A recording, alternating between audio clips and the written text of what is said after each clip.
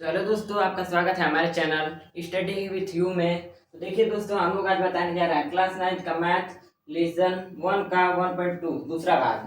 तो देखिए पहला सवाल हमारा क्या है दोस्तों, निम्नलिखित पूर्णांकों के योगात्मक प्रतिलोम ज्ञात कीजिए।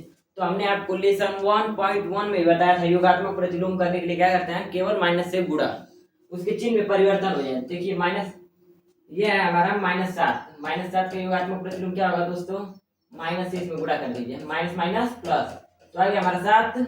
उसी तरह जीरो, जीरो का होता है जीरो ही होता है, जीरो प्लस में रहे चाहे माइनस में कोई अंतर नहीं होता है उसका।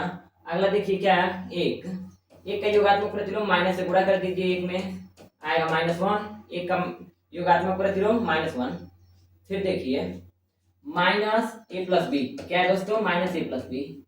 ठीक, तो इसको क्या करेंगे, गुणा कर देंगे, किससे, माइनस से, माइनस इंटू कोष्टक में ए प्लस बी में, तो माइनस और माइनस प्लस, तो इसका क्या होगा, कोष्टक में ए प्लस बी। ठीक, अगला देखिए, अगला सवाल क्या है दोस्तों हमारा, वितरण नियम से 15 गुणे, ये दशमलव का मतलब समझिएगा दोस्तों, इंटू होता है ये, तो इसका मतलब हुआ गुणे 32 का मान ज्ञात कीजिए। किस नियम से, वितरण नियम से, मतलब कि इसको बांट के अलग अलग भागों में बांट कर। तो देखिए हमारा दिया हुआ वितरण नियम का संकेत दिया हुआ है आपको, 15 गुणे 32 बराबर 15 गुणे, दूसरे एक कोष्टक में क्या दिया हुआ है आपको, 30 प्लस 2। क्या करेंगे, इसमें कोष्टक में गुणा करने के लिए पहले 15 का गुणा एक बार 30 में करिए, फिर इसी 15 का गुणा एक बार आप 2 में करेंगे, तो हमारा आंसर प्राप्त होगा, और बीच में लगा लेंगे प्लस, तो 15 गुणे 30, जैसे आपको हमने पिछली वीडियो में बताया था कि यहाँ पे 30 को क्या कर रहा था, यहाँ पे प्लस का साइन लगा रहा था ना गुणा करने पे बारी बारी, तो सेम वही नियम यहाँ पे दिया हुआ है आपको, उसी को सॉल्व करना है केवल। और एक बार क्या करेंगे, 15 का गुणा 2 में। तो देखिए बोडमास के नियम से पहले गुणा को सॉल्व करते हैं, तो 15 तिया 45 कर लेंगे, यहाँ पे एक जीरो दिया है, जीरो लगा लीजिए, प्लस का साइन, और यहाँ पे 15 दूना 30, इन दोनों को ऐड कर लीजिए। ठीक, 4 तो सैकड़े के स्थान पे आते हैं, आप सैकड़ा के स्थान पे जीरो था, जोड़ लीजिए, 50 और 30 80, इसका आंसर कितना है, 480। और अगर इस नियम से भी करें तो आपका आंसर कितना आएगा, 480 ही आएगा। ये है वितरण नियम और ये है सिंपल नियम। अगला सवाल देखिए, क्वेश्चन नंबर 3 क्या है, धन पूर्णांकों में एक उदाहरण सहित दर्शाइए कि योग की संक्रिया पर योग का वितरण नियम असत्य है।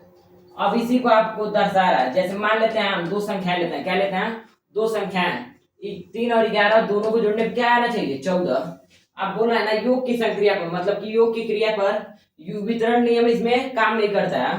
तो 3 हम मान लेते हैं 11 को बांटते हैं अलग अलग भागों में, 3 प्लस एक कोष्टक में 7 और 4, 7 4 11 ही ना होता है। अब देखिए बराबर 14, तो जैसे वितरण नियम क्या करते हैं, एक बार 3 का गुणा 7 में कर रहे थे जैसे गुणा वाले में, तो योग वाले में भी सेम वैसे ही करेंगे। तो 3 और 7, 3 प्लस 7 एक ही में, और 3 और 4 एक जगह पे, 3 प्लस 4 बराबर 14 है, 3 7 10 कर लेंगे, प्लस 3 4 7, यहाँ पे 17 है ना, आपको बराबर में लाना तो 14, बराबर नहीं आया तो ये क्या है, हम लोगों का क्या हो गया, प्रूफ हो गया। प्रूफ हो गया मतलब कि सत्यापित करनी है, यानी कि असत्य है ये हमारा कथन। अब देखिए अगला क्या है, दर्शाइए कि पूर्णांकों में योगात्मक नियम अद्वितीय होता है। यहाँ पे योगात्मक नियम अद्वितीय होता है, जैसे हम लोग मान लेते हैं क्या, कि ये मान लेते हैं एक संख्या जिसके योगात्मक प्रतिलोम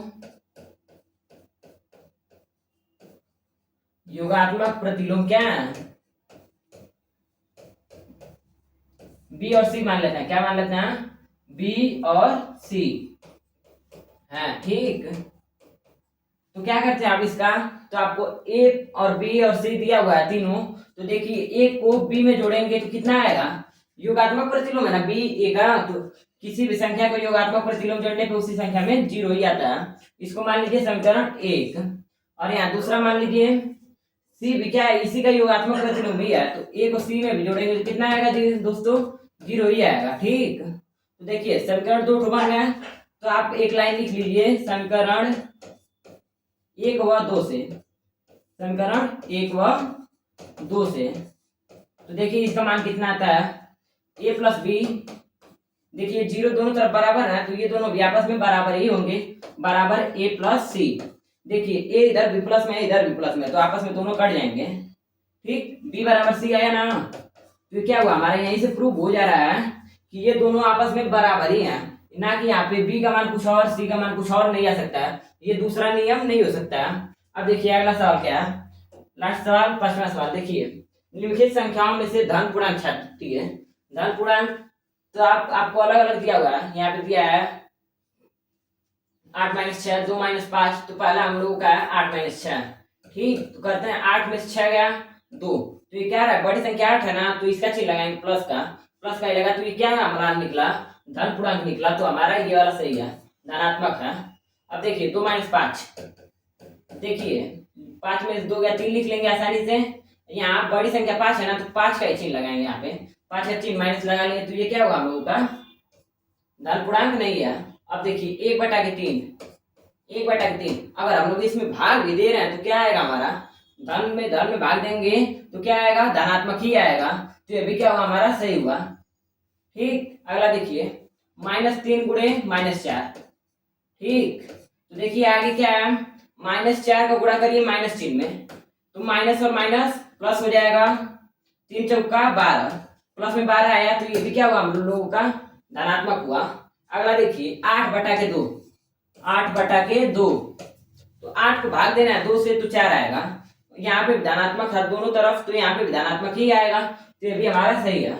अगला देखिए -5 का गुणा करेंगे 3 में, तो इसका मान कितना आएगा, माइनस प्लस -15, तो क्या हुआ हम लोगों का धनात्मक नहीं है। अगला देखिए 3 का गुणा 5 में कर रहा है, 3 का गुणा 5 में, तो आया 15, ये है धनात्मक, तो ये भी क्या हुआ हमारा धनात्मक हुआ। तो दोस्तों आपका एक्सरसाइज 1.2 यहीं पे समाप्त होता है, और ऐसे वीडियो के लिए हमें सब्सक्राइब करें और लाइक करें।